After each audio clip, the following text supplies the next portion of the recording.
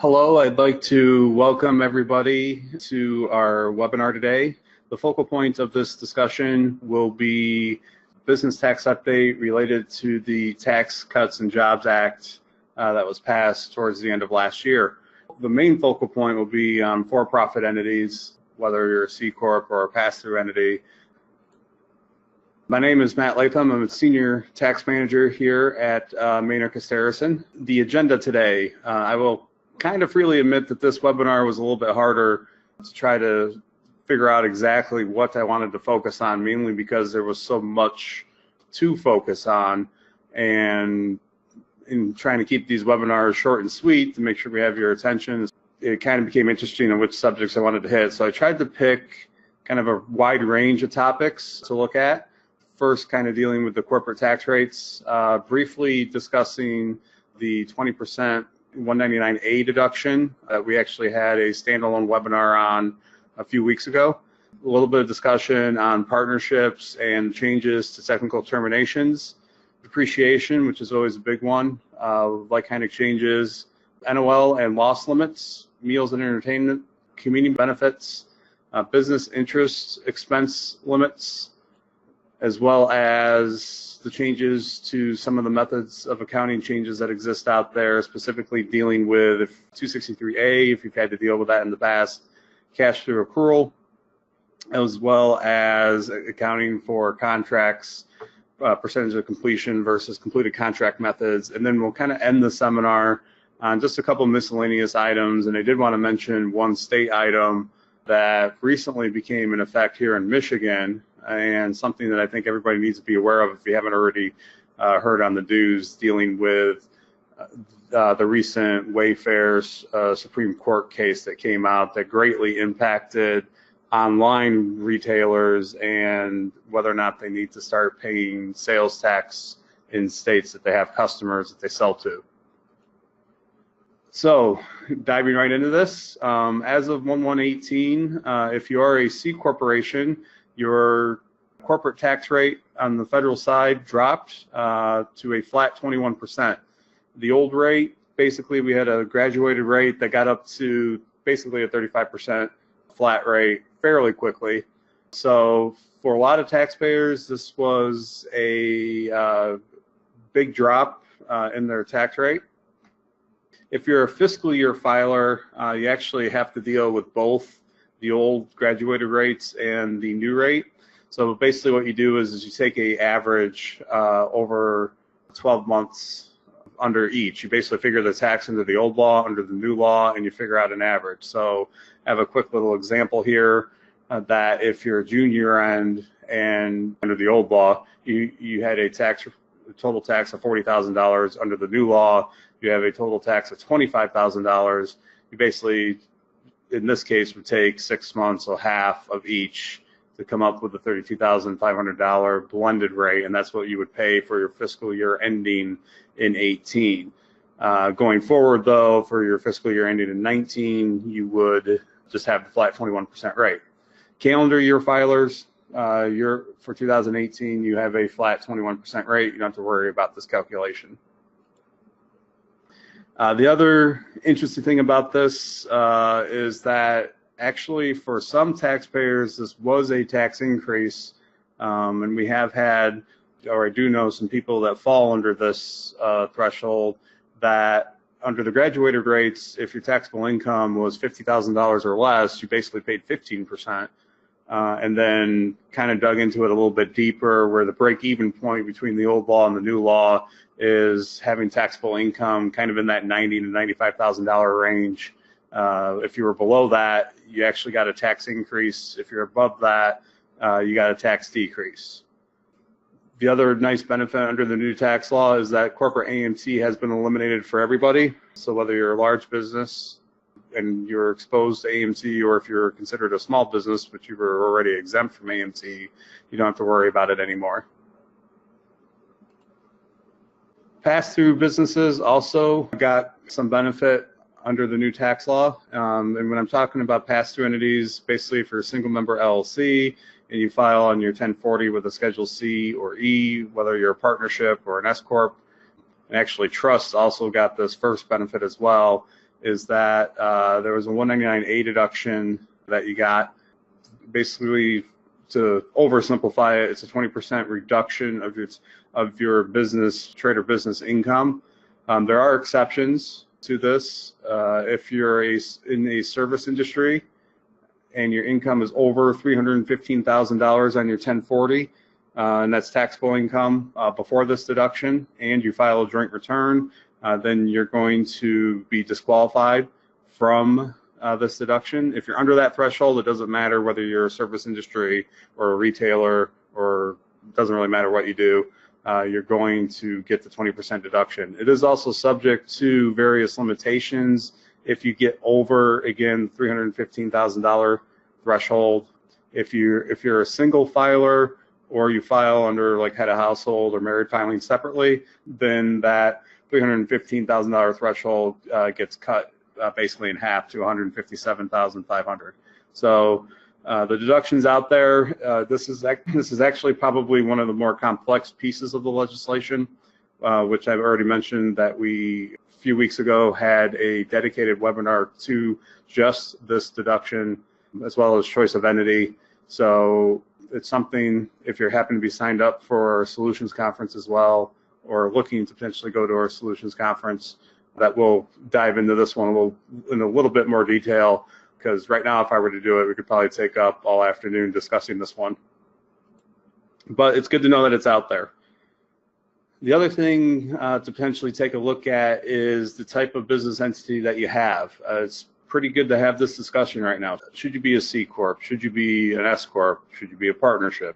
Should you stay a single member LLC? It's simple to look at the C Corp rates and say, well, I can pay 21%, or I could pay 37% of my personal 1040. Why shouldn't I be a C Corp? But that is making the issue pretty simple, and there's a lot more to it. So it's good to have this discussion and to talk about whether or not it makes sense for your business to determine what type of entity you really should be. C Corps still have that double layer of taxation. At some point, you're going to want to get the money out of the C Corporation. If you want to pay yourself a dividend, that is a capital gain that you'll have to pay on your 1040, which, depending on what's on your 1040, could be right now as high as actually 23.8%. So now when you add in the 21% rate, you can see how you're going to get over the 37% individual rate on its own if you stayed as an S Corp or a partnership. So it's just something to keep in mind, and it's also important to kind of look at the whole picture. Don't just look at the short term, look at the long term picture as well. The day that you sell the business, what's the tax law going to look like when that day comes, which, unless your magic 8 ball is better than mine, that one's usually kind of hard to answer. Next is talking about technical terminations of partnerships. If you've ever been part of a partnership where 50% or more of the ownership exchanged hands within a 12-month period, you had to file what was called a technical termination of the partnership return, which basically ended that partnership, and then you'd have to file a short period return, and then you'd have to file a second short period return to continue on with the new partnership. This created a lot of filing headaches. There were a lot of issues at hand that needed to be addressed, which is one reason why I think Congress decided to eliminate the idea of filing a technical termination return. As far as I can tell right now, some of the other things that are impacted by this that some people actually liked was that when you filed the new short period return, you got to kind of remake whatever partnership elections you wanted to make. However, now, because I've gotten rid of it, the new partner is pretty much going to be stuck with the old elections, which might not be a good thing depending on what their specific tax situation is. One potential benefit, though, is that under the old law, when you filed the technical termination return, if you had fixed assets, the depreciation would reset so that you'd carry over whatever tax basis you had left in the asset, and then you'd just start all over again. So that if you had a commercial building, that's a 39-year piece of property, that 39-year period would also reset with basically a new tax basis figure. Under the new law, since technical termination got eliminated, the depreciation doesn't reset. You kind of keep on going, which, at least if there's an old partner still in there, that they could see that as a benefit, because now the life hasn't artificially been extended. So this was a pretty big thing. It's something that I know we've had a lot of dealings with, depending on the industry that you're in. So we can see this as a big simplification of the tax code for not having to file basically 2 returns in a calendar year. One of the big changes for businesses was basically giving a lot more flexibility here with depreciation. Under the old law, many people are familiar with these provisions already. Section 179, though, was limited up to $500,000. And basically what Congress did is they expanded it to up to about $2 million. The property addition limits increased from $2 million to $2.5 million. Still need to have taxable income, though. You can't create a loss with Section 179. Bonus depreciation, which always seems to get thrown on the table every year, basically got expanded as well. And this was one of those provisions that actually went into effect prior to the end of 2018, so that if you added an asset for all intents and purposes in the last quarter, the bonus, you could take 100% bonus depreciation. You could also elect to take 50% bonus depreciation, and like you could before September 28th. And they expanded the 100% all the way through the end of 2022. The other big addition to this is that it used to be just for new property. Now it's for new or used property, which is a big change. The useful life still has to be 20 years or less. So basically we're talking about your personal property there. Rental buildings and commercial buildings don't count. And for bonus, there is no taxable income requirement. Keep in mind, though, the state of Michigan still does not allow bonus depreciation. There is an adjustment that needs to be looked at there. So I would usually recommend that you take 179 if you can first, so you can avoid the state of Michigan adjustment. If you happen to do business in other states, each state kind of has their own rules there, and I know some states actually limit 179 as well. So it's just something to be aware of and think about while you're planning. Don't forget about your state tax return. This was another big area, at least in my opinion, of change, like-kind exchanges. Basically, prior to 2018, you could exchange property, whether it was personal or real, and potentially use a like-kind exchange to defer the gain, which basically meant you'd have to sell your property, you'd have to make sure that an intermediary kind of helped handle the transaction, handled any cash that went through, and then you could buy a similar piece of property and basically defer any potential taxable gain. Very common in the real estate industry, as I'm sure some of you may know. But it was also used quite a bit with personal property as well. Well, Congress has gotten rid of like-kind exchanges for personal property as of January 1st of 18. You can only use it for real property, so at least they kept it for that.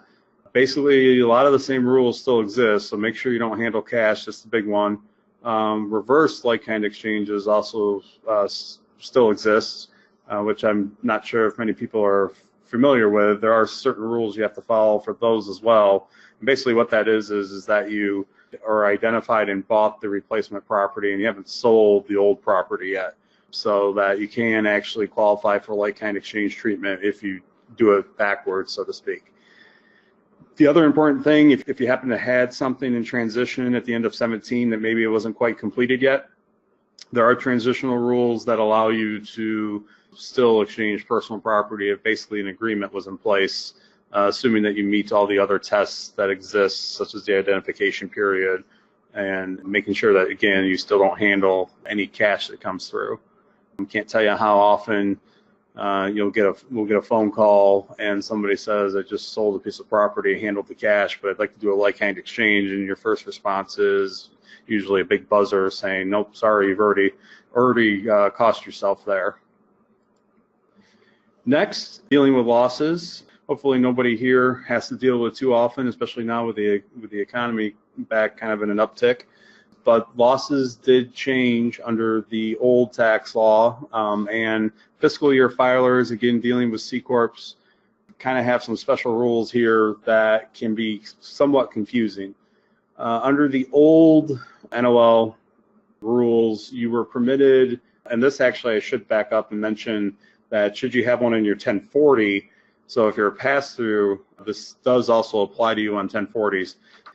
Under the old rules, you were allowed to carry back 2 years. In fact, you had to actually elect out of it. Otherwise, you were forced to carry it back 2 years on the federal level, and you could carry it forward up to 20. There were some periods about 10 years ago when the economy and kind of the housing bubble and everything happened, NOLs could actually go back 5 years. And I think for a short period, it was 3 years as well, which kind of helped generate some cash flow. But currently it was 2. Basically now for losses that are incurred after 2017, you can only carry them forward. So if you've ever filed corporate income tax return for the state of Michigan, it's kind of the similar rule where you can't carry it back, you can only carry it forward. One benefit is that you can carry it forward forever. There is no 20-year limit. The issue is, though, that it is subject to a taxable income limitation of 80%. And I believe I have an example here on the next slide, but that kind of in effect, how I mentioned earlier, there was no AMT, this kind of in effect created an alternative minimum tax that it basically is going to limit how much of that loss you can carry forward if your taxable income isn't high enough. For fiscal year filers, again, mainly dealing with C Corps, this is where it kind of gets quirky, and this is the way the law was written. The 80% limit applies to tax years beginning after 12/31/17. So for your fiscal year ending in 18, the 80% limit does not apply. However, the carryback provision does apply for tax years ending after 12/31/17. So this means if you happen to have a loss in your 2018 fiscal year, you cannot carry it back. But it's not going to be subject to the 80% limitations. The other thing that I don't have mentioned here, and this applies to anybody, for losses that were created that might still exist under the old tax law, there are no limits as far as the 80% taxable income limit goes.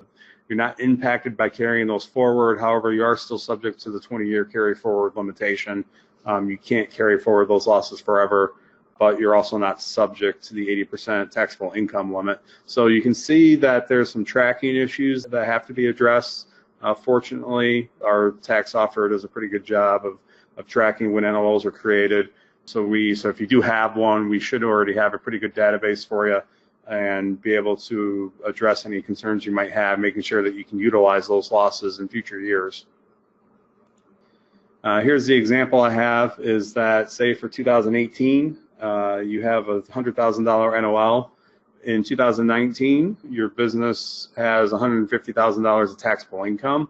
In this case, because the 80% of your taxable income would be $130,000, it's greater than the NOL that you have.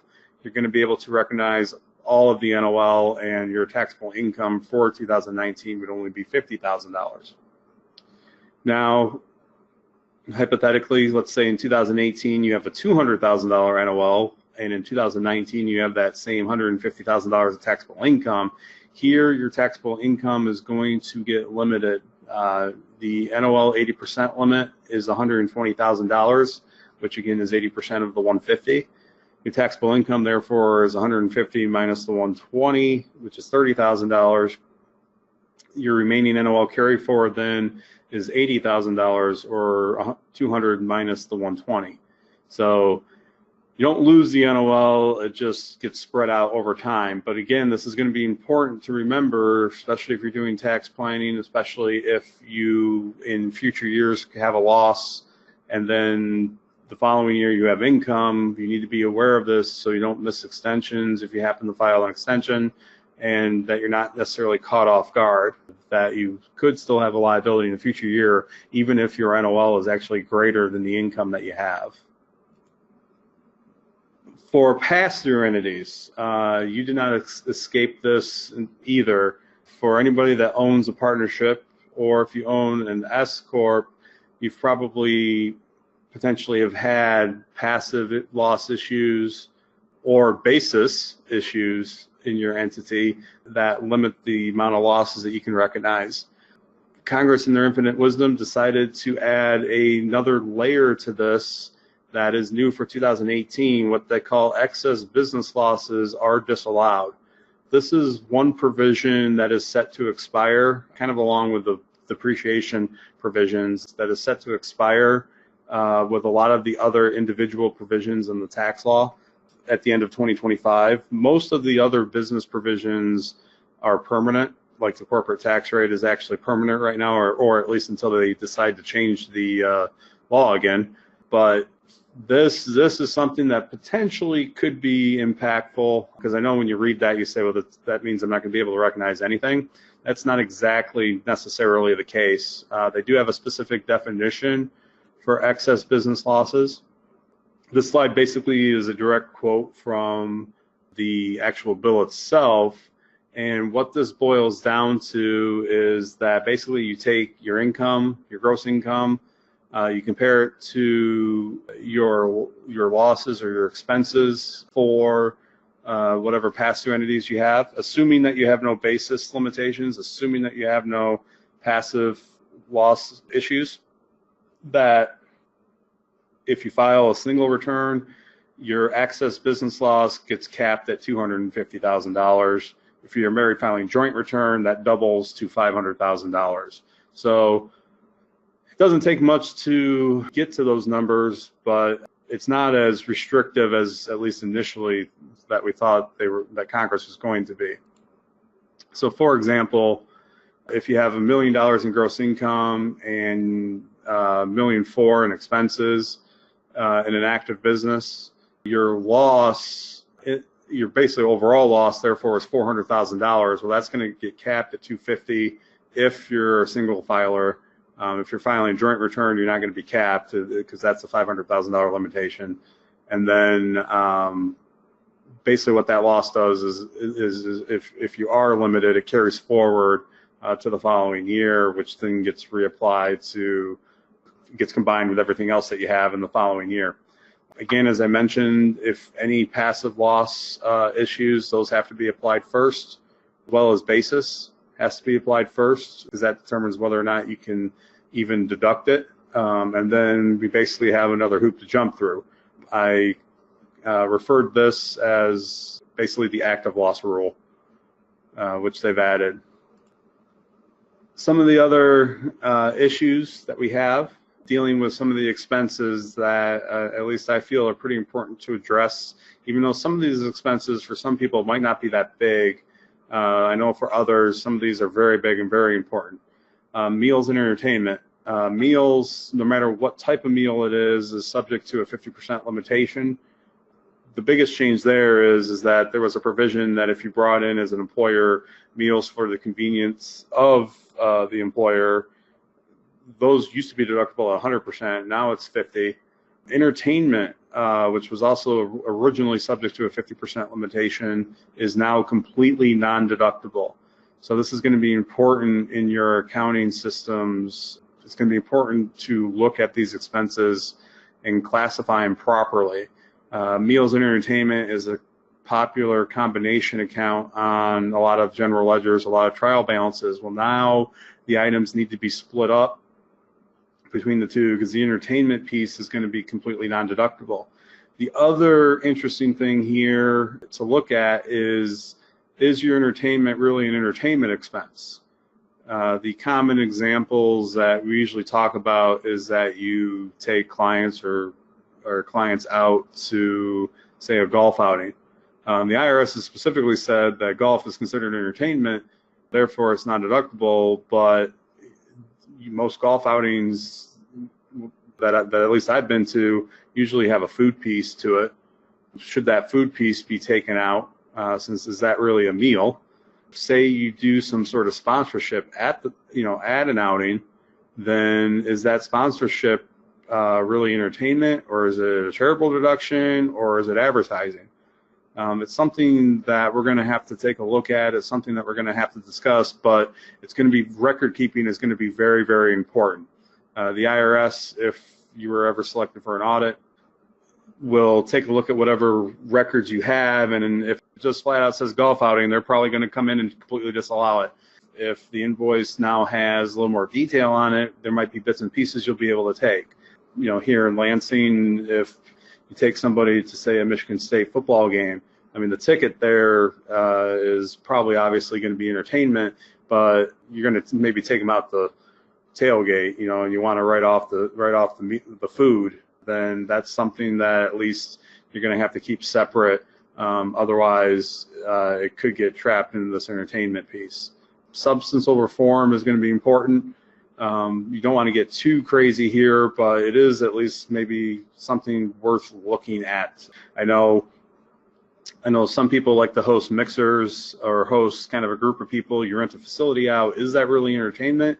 Is that advertising? It's just something to take a look at right now, especially as we're still kind of waiting for some IRS guidance in this area, more than what they've already done. So it's going to be important to look at, because every little bit tends to help if you can deduct it. Transportation and commuting benefits here, I know in Lansing, or if you have other downtown offices where you do something like you pay people, you reimburse employees for parking. Under the old law, you were able to deduct those benefits and employees were able to exclude them from their income. Under the new law, the employer now cannot deduct, but it is still non-taxable to the employee, assuming you do something like straight reimbursement for any type of what they call qualified transportation, which we kind of spelled out the definition there. Parking was kind of the biggest one, just because, again, being in Lansing, you have people that are downtown and they might have to pay for parking in a parking structure. So, some people wanted to pay employees so you can deduct it. Well, that's fine, but now it's going to be gross income to the employee, because now you're paying them a wage. So it's something, again, that you might want to look at. We're not saying don't do it, because your employees, obviously might like that benefit. And if you start taking it away, then your employee's not going to be happy. But other things that you could potentially look at that I know that have been discussed elsewhere is, especially if you're renting space, is the parking lumped in with the rental agreement? Can we now deduct it because it's part of the rental agreement? Is just something to consider and to look at. Or can you renegotiate your rental agreement to include parking as part of what you're paying, so then it becomes a rent expense versus an actual employee benefit? It is something to potentially look at with your landlord. The other big expense change that we could potentially see, I'm kind of mixed on this one, because I know we have a lot of businesses that won't meet the gross receipt test for this, so this might not necessarily apply to you. But basically, your business interest expense is going to be limited, for simplistic purposes, to 30% of your adjusted taxable income. This is not a straight disallowed expense. It does carry forward to future years. And there is another layer to this, because you do get to look at your interest income, and if you have any floor plan financing interest, then that is also taken into consideration. But I'm going to simplify this right now and just call it 30% of your taxable income is where your business interest expense is going to be limited. Investment interest expense is not included in this. That's subject to other limitations, and this, again, goes for, again, if you're a single member LLC, Schedule C, Schedule E, or if you're a pass-through or a C Corp, this applies to everybody. The limitations and where the things carry forward are a little bit different. If you're a pass-through entity, the limitations actually come down to your 1040 level, and the carry forward comes down to your 1040 level. If you're a C Corp, then it obviously will get limited and subject to limits at the corporate level on your federal return. I'll just also mention here, even though I know we have an individual webinar coming up at the end of the month. This is an important distinction between business interest and mortgage interest. Mortgage interest potentially is going to be limited for other reasons because it's a personal expense. Any type of business interest, though, isn't subject to the mortgage interest limitations, but it is going to be subject to this limitation. So it's just something to look at, something to maybe plan, especially if you're thinking about refinancing or taking out a new loan. This is something to be aware of. As I briefly mentioned, for a lot of people, this isn't going to apply because if you have less than 25 million in gross receipts for the prior 3 years, and it's kind of a rolling each year, you have to look at this, then this doesn't apply to you. If your business is considered a tax shelter, this 25 million test does not apply as well. And if you're part of a real estate, property, or trade or business, then you actually can make an election to include your full amount of interest. However, you have other limitations with depreciation. You have to use what's called ADS depreciation, which would create a longer life for your property, as well as you're not permitted to take bonus depreciation at that point. So that's kind of a planning opportunity that maybe you should look at if you're involved in real estate. And this is real estate trade or business. So if you have if you're on your 1040, you have a side rental, it's not going to apply to you like a vacation rental. And as I already mentioned, is that interest that is limited carries forward indefinitely, as long as you can use it. So that way, it doesn't just go away. So you don't technically lose it; it just gets delayed. Another big change was dealing with some methods of accounting. This is something that maybe if you are over 10 million in gross receipts, but not over 25, you might be able to relook at. If you've ever been involved in a 263A calculation, you know sometimes how cumbersome those can be. But now you're under 25 million, you can potentially look at doing a change of accounting method to not do it. There's some cash through accrual issues here as well. For some small businesses, especially with pass-throughs, you were permitted to stay on cash basis even though you were over $1 million of gross receipts. As long as you weren't over 10 million, then you were good. That limit has not, or that ceiling has now been raised to 25. And same thing for accounting for contracts. If you were on completed contract method and didn't want to switch to percentage of completion, and you're now under 25 million of gross receipts, you can potentially look at that. Control groups are important here. If you own multiple businesses, the gross receipt test is based on a control group level, so that if you have 2 or 3 businesses and combined they're over 25 million, then you're still going to be dealing with the same issue that you were before when the ceiling was 10 million. But something to look at. You could file a 3115 to switch back. There's 481A adjustments to consider, but they have been extended so that you can recognize it over a long period of time, assuming that if the change actually increases your taxable income. A few quick small items here is that the DPAD has been eliminated, which is a big deduction for quite a few people. However, if you're a pass-through entity, again, the 199A deduction does exist.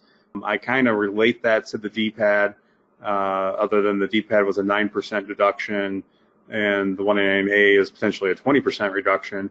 For C-Corps, unfortunately, there is no 199A deduction. The reason for that being is that Congress did the 199A deduction to help give pass-through entities something a little bit bigger in the tax bill, because the C-Corp rate went from 35% down to 21%. So they wanted to try to basically throw the pass-through entities a bone so that way they could potentially get the deduction.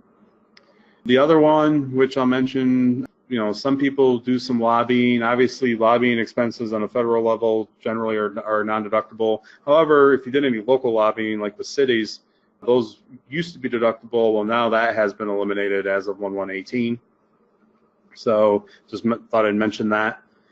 And then kind of the last item here that I wanted to get into was the state taxes. There was a fairly recent court case that greatly altered kind of the sales tax landscape, the South Dakota versus Wayfair case. Basically what this means is that the standards have changed across the country so that if you do any online sales, you no longer need to have physical presence in the state to be subject to the state sales taxes. This greatly lowered the threshold potentially. Now, you don't necessarily need to panic because it doesn't mean that if you sell, $1 of whatever, $1 of product, then all of a sudden you have to pay a sales tax in a different state. Basically what they did is they created an economic presence. What South Dakota did is they created a law that was not retroactive, but it was only for going forward. And they said that if your sales in their state exceeded $100,000 or you had at least 200 transactions with customers inside of South Dakota, you were subject to the sales tax that they had. Well, it got challenged, and the state of South Dakota actually ended up winning the case. The courts agreed with them that for any business, not just online retailers, but basically it was obviously focused on online retailers, that if you meet either of these thresholds, you have a presence, an economic presence in that state, therefore you should be subject to the state sales tax. So basically what this caused is that every single state in the country then needed to revamp their sales tax laws.